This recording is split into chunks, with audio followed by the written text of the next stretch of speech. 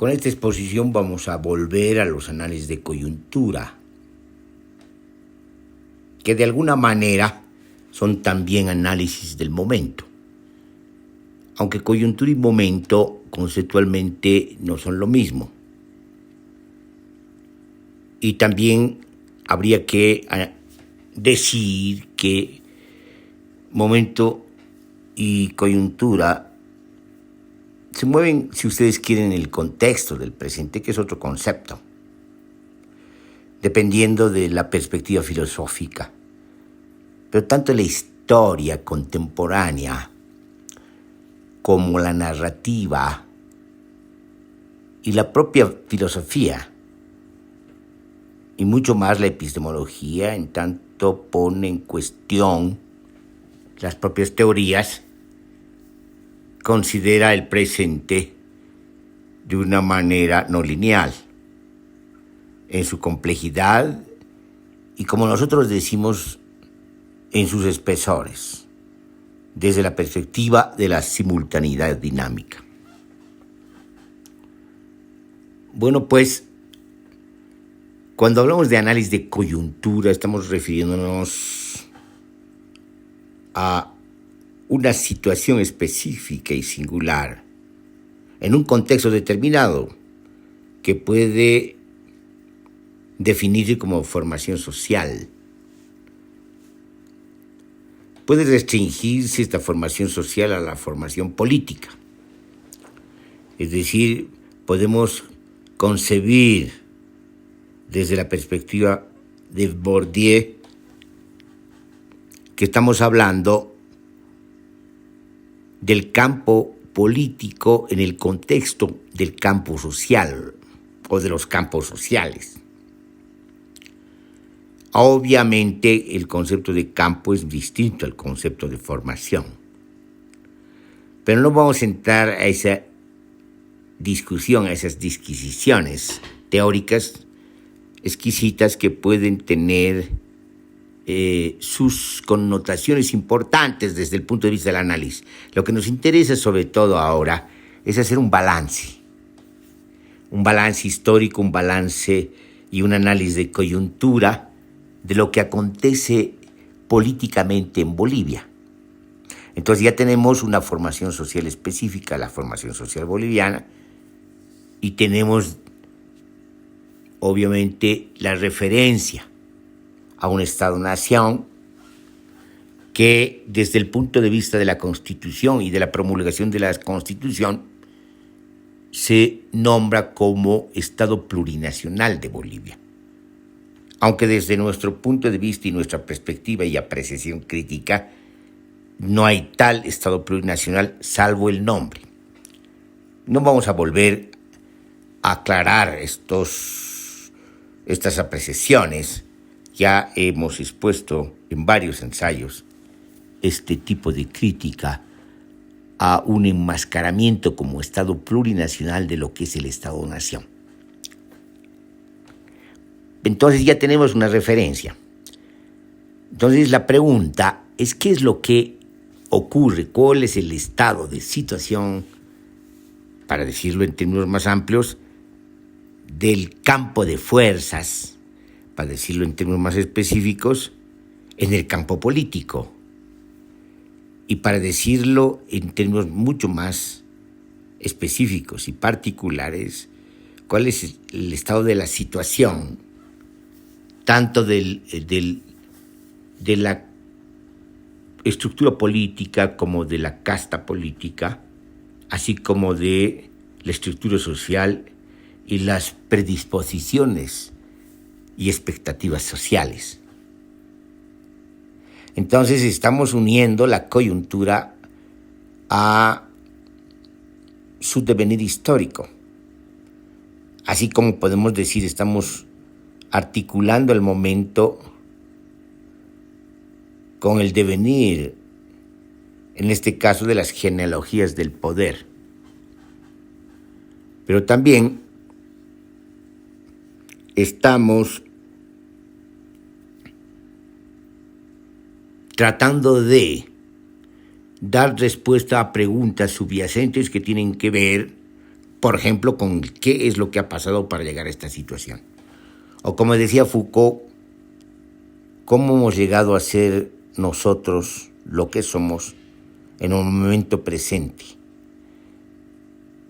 Y obviamente aquí se requiere una evaluación genealógica, es decir, de un análisis del presente a partir de una mirada retrospectiva del pasado. Bueno, estos son los preámbulos. Siempre son importantes los preámbulos porque de alguna manera ponen en mesa las cartas o ponen las cartas sobre la mesa. Es decir, ponen las premisas en la mesa. Es decir, las premisas de las que estamos partiendo. Y esto es muy importante sobre todo en la medida que se tiene interlocutores. Por eso es importante poner de inicio las cartas sobre la mesa, las premisas sobre la mesa. Ahora, no estamos hablando de las reglas del juego. Aquí no hay ningún juego, aquí no hay una concurrencia ni una competencia. No estamos estableciendo reglas del juego. Entonces, ¿qué significa? ¿Qué connota un conversatorio, una exposición? Y en esa exposición, ¿qué es lo que ordena, orienta, condiciona la misma exposición y la escucha de la exposición? Y si hay preguntas, la pregunta sobre la exposición, y si hay debate, los argumentos del debate de la exposición. Entonces, ¿qué es lo que entra en juego? La retórica, el arte del convencimiento o la dialéctica, para volver, digamos, a los términos de Platón, que sería una especie de análisis, más bien, una especie del arte del entendimiento, para decirlo en términos muy sencillos, y ya no del convencimiento, sino de la comprensión. ¿Qué es lo que entra en juego aquí? O, si ustedes quieren, en términos más contemporáneos y pretenciosos, la ciencia, es decir, el arte de decir la verdad, que no tiene mucho que ver o tiene, digamos, ciertas analogías con el coraje de la verdad. Este conjunto de cursos de Michel Foucault en el Colegio de Francia. Bueno, seguimos con preámbulos. Muy bien, pero este preámbulo es importante porque no tiene que ver con las premisas, sino tiene que ver es qué alcance tiene nuestra exposición. Obviamente tiene el alcance de lo que llega, donde irradia, en qué contexto interviene, en qué medios, a quienes llega y de qué manera llega, cómo te perciben, cómo te decodifican, cómo se establece una comunicación, si es que se logra una comunicación en el sentido de lo que implica la comunicación, es decir, que se haga común los mensajes, se hagan común los significados y los sentidos, se hagan común, digamos, una apreciación, un sentido común. Es decir, aunque, digamos, se mantengan diferencias, se haga común un sentido mismo de la exposición, de la recepción de la exposición, de la reflexión, y si hay debate, del debate mismo. Entonces, esto es importante porque es indispensable siempre tener conciencia y control del alcance de lo que se dice, y también tener conciencia de qué tipo de dispositivo oral o escrito es una exposición y qué papel cumple en el contexto, y sobre todo cuando se habla de lo que se habla. En este caso es una exposición sobre la situación política, o lo que hemos venido diciendo e insistiendo, la crisis política, y mucho más específicamente la crisis múltiple del Estado. O sea, ¿qué papel juega todo esto? ¿Decir la verdad sobre la crisis? ¿Decir la verdad sobre una utopía que sería una especie de promesa para salir de la crisis? ¿O de lo que se trata precisamente es de analizar y reflexionar, buscando descripciones, buscando configuraciones de las composiciones de lo que ocurre y tratando precisamente de usar esas descripciones y esas configuraciones para una comprensión? Creo yo que es lo último, lo que más se acerca a las intenciones, si podemos hablar así, de esta exposición. Con estos dos prolegómenos, uno sobre las premisas y otro sobre las condiciones, la estructura, que no son las reglas en las que se mueve la exposición, podemos iniciar pues nuestro análisis.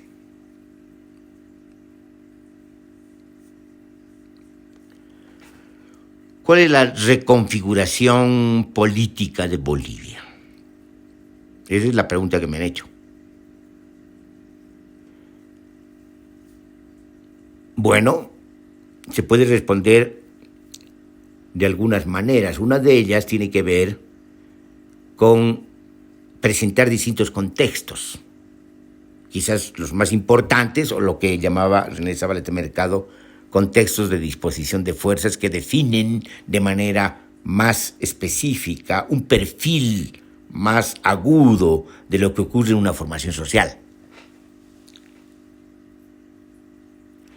Por ejemplo, hablar de la Revolución del 52 es un contexto, de su crisis, otro contexto, 1955, de su derrumbe, que se da lugar en los primeros años de los 60 del siglo pasado. Y podemos mostrar otros contextos que tienen que ver, por ejemplo, con 1974, cuando se da el levantamiento indígena y campesino contra la dictadura militar del general Banzer después de la masacre de Tolata, lo que da lugar a una ruptura no solamente con el pacto militar campesino, sino con el mismo Estado boliviano, y al nacimiento de lo que se va a conocer como el movimiento o el proyecto político-cultural catarista. Entonces tenemos otro contexto. Y también tendríamos otro contexto cuando hablamos de la movilización prolongada 2000-2005, donde emerge un pueblo en forma de multitudes y da lugar a no solamente resistencias y resistencias convertidas en ofensivas sociales contra el modelo neoliberal, sino que se da desde problemáticas específicas, la problemática del agua, la problemática de las privatizaciones neoliberales, la problemática de la situación social, porque hay un costo social de las políticas de ajuste estructural, la problemática de la cuestión estatal, la crisis estatal, que va a tratar de ser resuelta a través de la convocatoria de la Asamblea Constituyente. Es decir, tenemos un conjunto de movilizaciones articuladas, reforzadas, aunque no centralizadas ni coordinadas. Esa es una de las características de esta movilización prolongada del 2000 a 2005. Y en este contexto se da lugar precisamente al derrumbe el 2003 del gobierno neoliberal de entonces, y después definitivamente se pasa a elecciones que llevan al gobierno de manera inmediata por las proporciones electorales al movimiento, al socialismo, al gobierno. Entonces, a partir de entonces, de esta finalización o este desenlace, tenemos otro contexto. Tenemos el contexto de los gobiernos o de las gestiones de gobiernos del gobierno progresista, ese es el uso generalizado entre intelectuales de izquierda que hablan de estos gobiernos, entre ellos el gobierno de Evo Morales Ayma.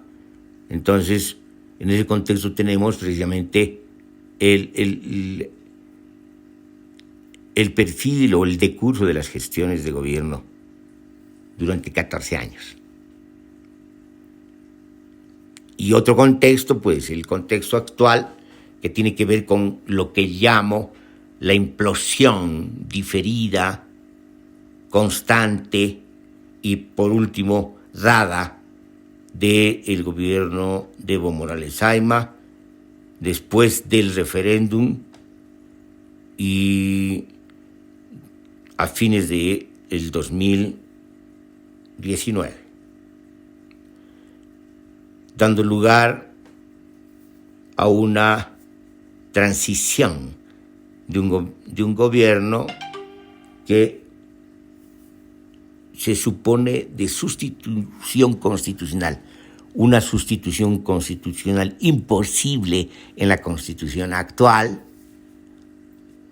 Entonces lo que han utilizado es sencillamente una jurisdicción en relación a, y una jurisprudencia en relación a la sustitución constitucional anterior que llevó a las elecciones del 2005. Entonces se tiene otro contexto, un contexto donde hay movilizaciones que datan ya desde el 2010, desde el gasolinazo, pasan por las movilizaciones del conflicto del Timnis, atraviesan las movilizaciones en torno al conflicto del Código Penal y después se llegan a las movilizaciones en defensa del voto del referéndum contra los dispositivos estatales, apéndices del Ejecutivo que terminan aprobando la prolongación indefinida de la reelección del caudillo.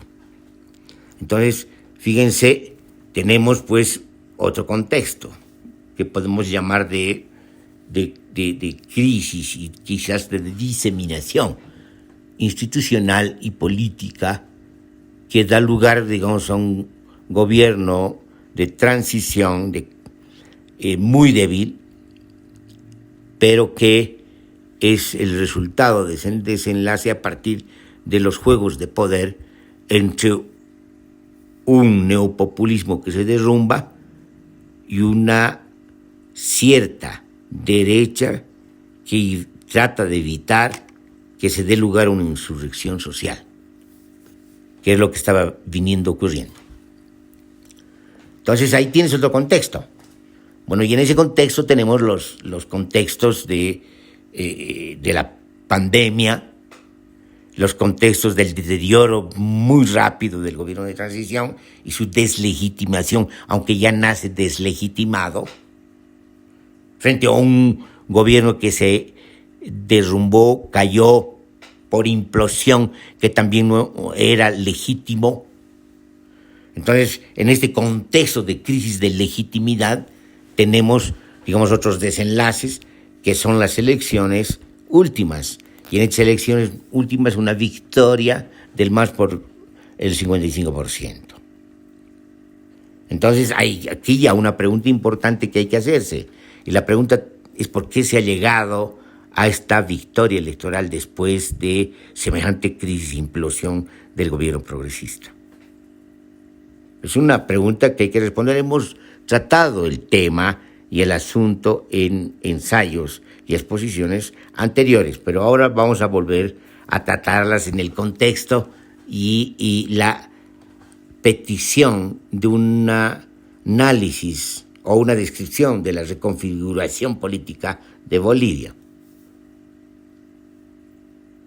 Sin antes entrar a la respuesta de esta pregunta, es importante hacer otra anotación, el contexto más reciente, un deterioro muy rápido del gobierno del MAS, del gobierno retornado del MAS después de la crisis y del gobierno de transición. Entonces, tenemos un deterioro muy rápido, donde lo que se ve más que una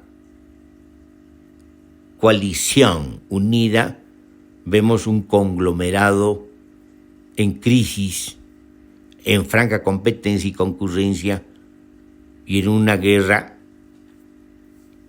desordenada. Entonces hay que responder a la pregunta y a partir de esa pregunta tratar de explicar eso que podemos llamar en la coyuntura y por lo tanto en el momento cuál es la descripción del perfil de la reconfiguración de política de Bolivia. Muy bien, entonces ahora vamos a intentar avanzar precisamente en las respuestas o los intentos de respuesta a estas consideraciones, a estas cuestionantes y a estas preguntas. Una primera hipótesis interpretativa.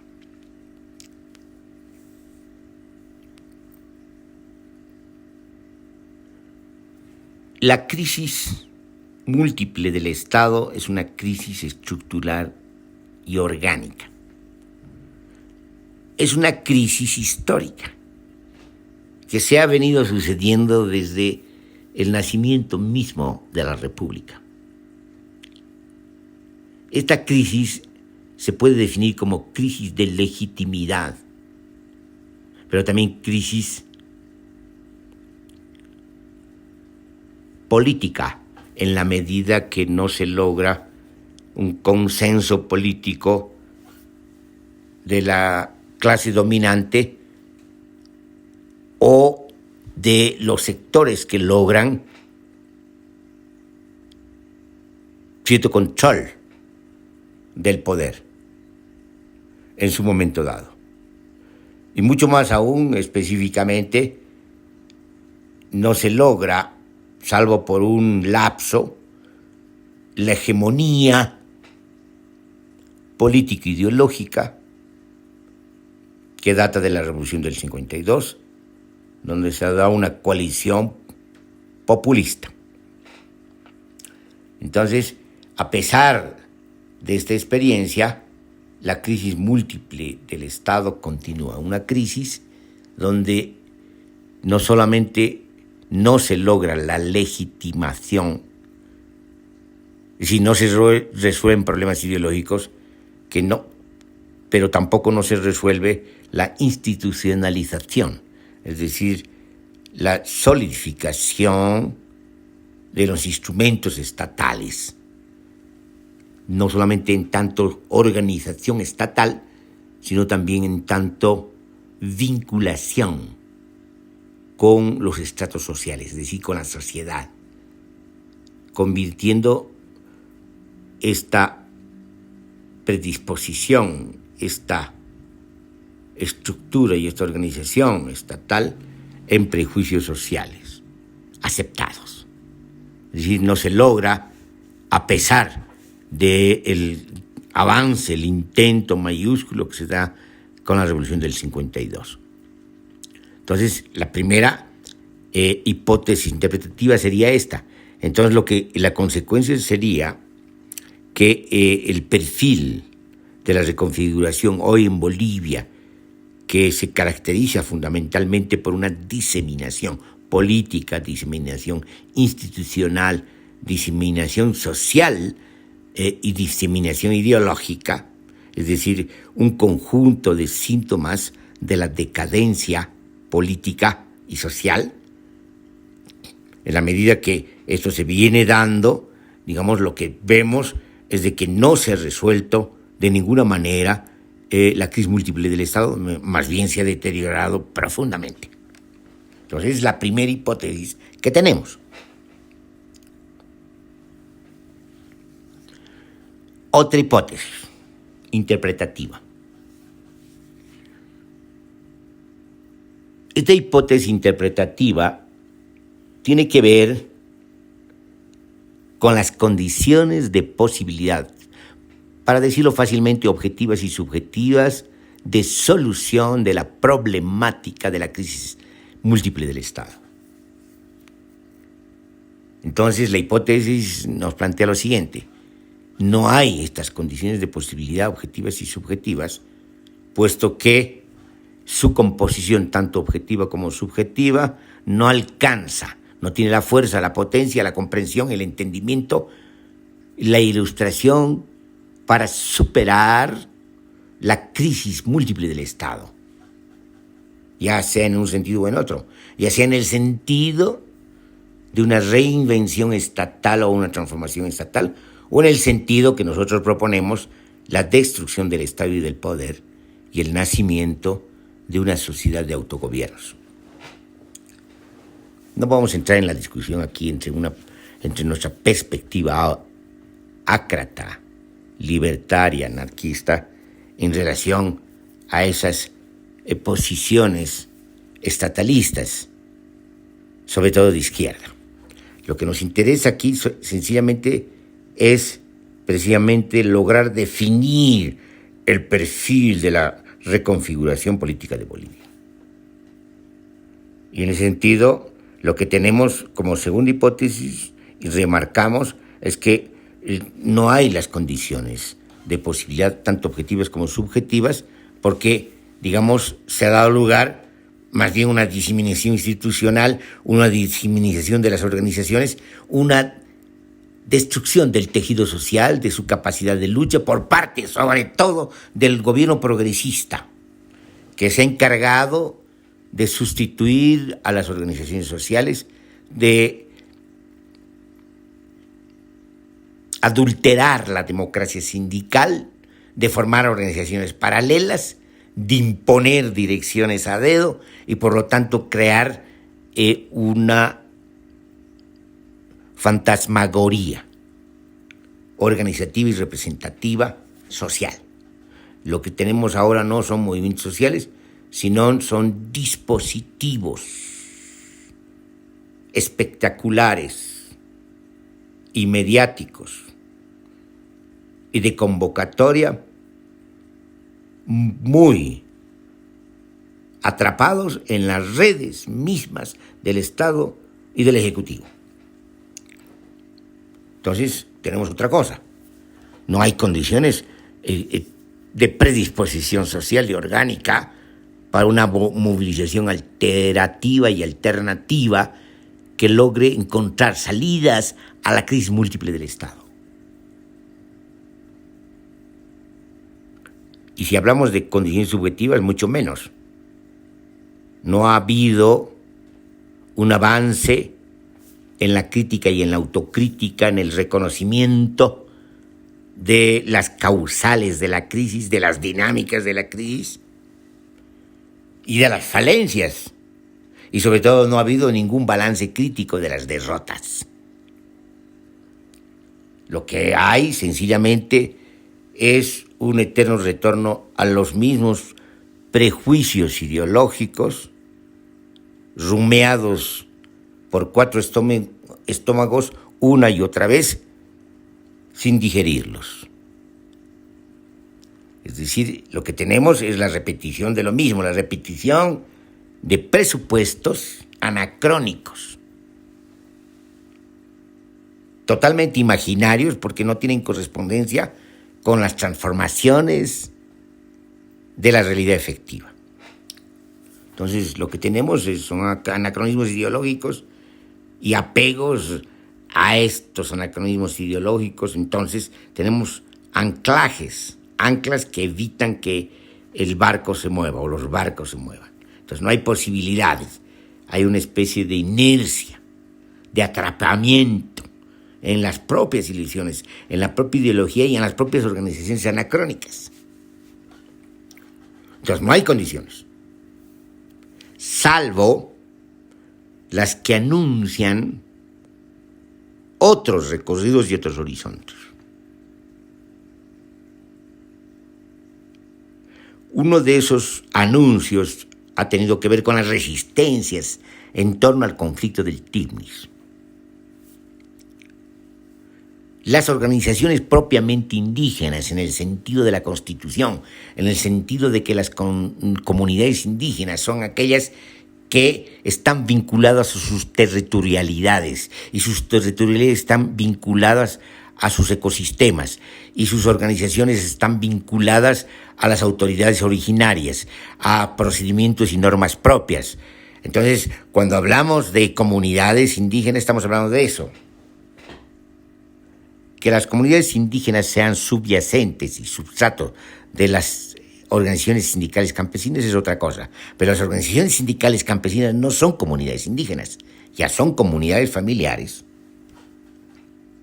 ya son comunidades de lo que fueron colonizadores, es decir, propietarios privados, que se han asentado en el trópico o en lo que se llama la geografía del Oriente o Tierras Bajas, pero que conservan la forma sindical y obviamente la propiedad privada de la tierra. Es decir, no son pues comunidades, es decir, son transformaciones campesinas, aunque en el substrato todavía siga subyacente la comunidad. En la institucionalidad propiamente campesina, la vinculación con la comunidad es fuerte porque es su acto fundacional, es su referente, es su substrato, y la comunidad campesina propiamente dicha mantiene en su vinculación con la tierra este objetivo y esta finalidad de la reproducción de la comunidad, es decir, de la reproducción de lo común, de lo comunitario, de las redes comunitarias, de las formas de relaciones comunitarias, a pesar de la organización sindical y a pesar de la propiedad privada. Y cómo lo hacen a través precisamente de un manejo en términos de la diversificación de la producción y de la economía campesinas, que yo llamo economía o economías campesinas. En ese sentido, tenemos pues que se llaman resistencias campesinas a los avances del mercado y del capitalismo, a la irrupción del mercado y del capitalismo con sus propios códigos y sus propias direccionalidades y tendencias, que son precisamente la destrucción de las propiedades campesinas y la ampliación de las propiedades terratenientes contemporáneas de la burguesía agroindustrial o de otras formas de burguesía que incursionan en el campo y por lo tanto, digamos, tienden hacia el monopolio, pero sobre todo tienden hacia el monocultivo. Y cuando los campesinos llegan al monocultivo dejan de ser campesinos y definitivamente son empresarios. Entonces han habido también esas transformaciones que hay que tener en cuenta y eso nos ayuda precisamente a esclarecernos sobre las causales y las dinámicas que han llevado a esta situación donde nos encontramos, que es una situación, como hemos dicho, de diseminación institucional,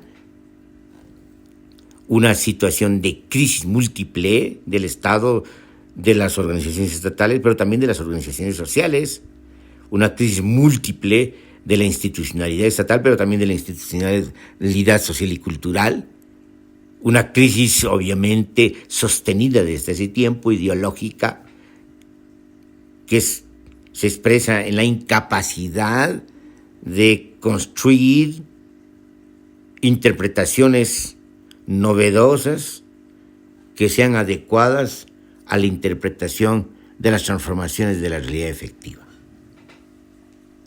Entonces ahí tenemos estas hipótesis que nos ayudan por lo menos a poner en mesa ciertos ejes y tendencias que han llegado a la reconfiguración actual de la política. Ahora bien, lo que nos queda en esta exposición es,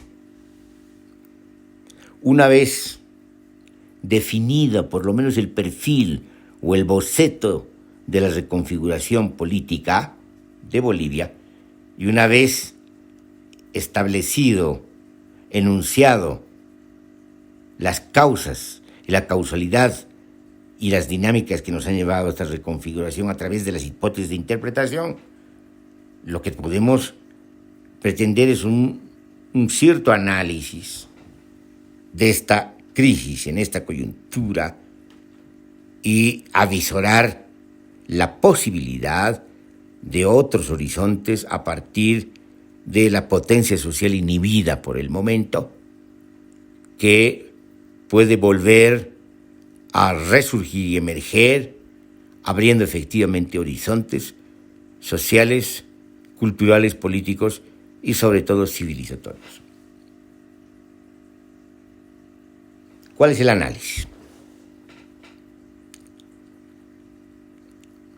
Esta vez vamos a partir de manera deductiva para minorar, digamos, los trámites mismos de la exposición. Vamos a partir de la constatación de que hay una crisis ecológica que amenaza la sobrevivencia humana. Vamos a apoyar esta suposición, esta hipótesis, esta aseveración también de la crisis ecológica en otras manifestaciones que tienen sus propios decursos, como la crisis del orden mundial, es decir, la crisis del sistema mundo moderno y concretamente del sistema mundo capitalista. Una crisis que hemos llamado en otro ensayo crisis de sobreproducción, que se ha venido difiriendo y administrando como crisis paulatinas intermitentes financieras, especulativas, que han llevado a un ahondamiento y una expansión del extractivismo destructivo. Entonces hemos llegado a una crisis de carácter estructural civilizatorio del sistema mundo moderno. Y obviamente hemos hablado ya de la crisis múltiple del Estado-Nación, que viene acompañada por la crisis social, porque la sociedad no se encuentra a sí misma, a pesar de que la sociedad misma, en términos de su substrato, que son las sociedades alterativas, son la potencia social que se efectúa cotidianamente, no termina de emerger y superar los obstáculos y las restricciones que impone la sociedad institucionalizada, que es la que está en crisis. La sociedad institucionalizada, la sociedad estructurada y la sociedad institucionalizada en connivencia con el Estado, la sociedad política, es la que está en crisis. Entonces, las potencialidades no logran salir, y cuando salen logran fisurar el Estado, fisurar el poder, inclusive logran abrir más allá las fisuras, es decir, abrir heridas profundas, mostrar, digamos, el abismo en el que se mueve el Estado y la sociedad institucionalizada. Y el orden mundial, el sistema político y la casta política pueden lograr mostrar todo eso, pero todavía no logran barrer completamente, digamos, esta edificación en pleno deterioro. Y por lo tanto no se termina de abrir un nuevo horizonte político. ¿De qué depende? De que se lo haga.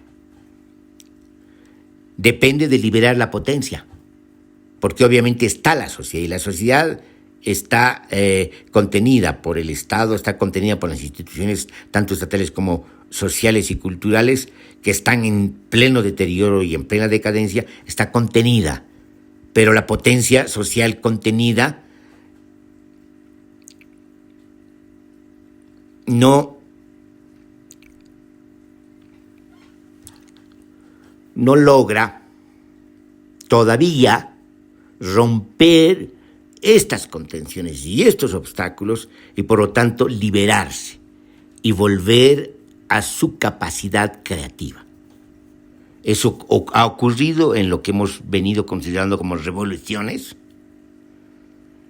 y la potencia es capaz de liberarse, capaz de transformar, capaz de derrumbar un viejo régimen, aunque después, precisamente porque no sale de la historia, porque no sale de herencias históricas, terminan cayendo en la historia y al caer en la historia terminan en un círculo vicioso del poder.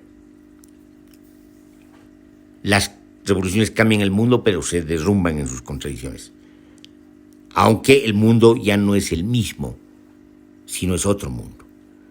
Bueno, eso todavía no puede ocurrir y debe ocurrir. Ese debe suena moral, pero déjenme hacerlo provisionalmente. Debe hacerlo por los niveles de la crisis múltiple del Estado, por los niveles de la decadencia ético-política, ético y moral, por los niveles de la decadencia de la propia civilización moderna y el estado en que se encuentra el orden mundial. Entonces, hay una especie de responsabilidad de los pueblos y de las sociedades para trastocar esta situación y, por lo tanto, lograr alternativas, lograr nuevos horizontes, lograr abrir caminos alternativos que inventen otros mundos, como se ha venido diciendo desde hace un tiempo, desde la perspectiva de los encuentros sociales y políticos, que han quedado también como espectáculo porque lo que se ha dicho no se ha materializado, realizado. Entonces ya tenemos, pues, que se llama una reconfiguración de la política en Bolivia, que lo que hace es señalar los alcances sorprendentes, los alcances impresionantes del deterioro institucional, de la diseminación institucional, del deterioro social y de la diseminación social, de la destrucción de las capacidades imaginarias, del desmoronamiento de las ideologías y por lo tanto de las predisposiciones y voluntades sociales. En otras palabras, del tejido social. Y en ese contexto que se llama, tenemos una lamentable reconfiguración, tenemos una situación calamitosa, pero en compensación que tenemos, que los niveles de la crisis han debilitado tanto al Estado, han debilitado tanto sus maquinarias de captura, sus dispositivos de legitimación mediáticos, han debilitado tanto el propio discurso político, ¿no?, que ante esa debilidad la potencia social es susceptible de encontrar no solamente figuras, de lograr fisuras, de lograr quebrar a partir de estas fisuras y abrir no solamente heridas, sino quebrar esta edificación que se deteriora y se derrumba, tanto estatal como de la institucionalidad social y de la sociedad institucionalizada. Entonces es posible ante los alcances de la crisis que esto pueda ocurrir, pero para que pueda ocurrir es indispensable activar la potencia social, y para activar la potencia social se necesita y se requiere de un activismo social que esté al alcance de la comprensión de la situación y de la crisis. Un activismo social que haya emergido de la crítica y de la autocrítica de las viejas teorías revolucionarias. Un activismo social que sea capaz de no ser vanguardia, ni pretender ser vanguardia, de pretender enseñar y dirigir, sino un activismo social que sea capaz de activar la potencia social, es decir, de liberar la potencia social, de participar en los desenvolvimientos, los desencadenamientos de la potencia social. Un activismo social que sea capaz de aportar con sus interpretaciones novedosas, críticas, radicales y potenciadoras de las movilizaciones sociales. Esa es la expectativa. Pero mientras no ocurra esto, la situación calamitosa puede seguir deteriorándose, y entrar no solamente en una implosión de gobierno, en una implosión del Estado, sino una implosión generalizada que abarcaría a la misma sociedad. Aquí acabaríamos esta exposición dejando pendiente la continuidad de su análisis.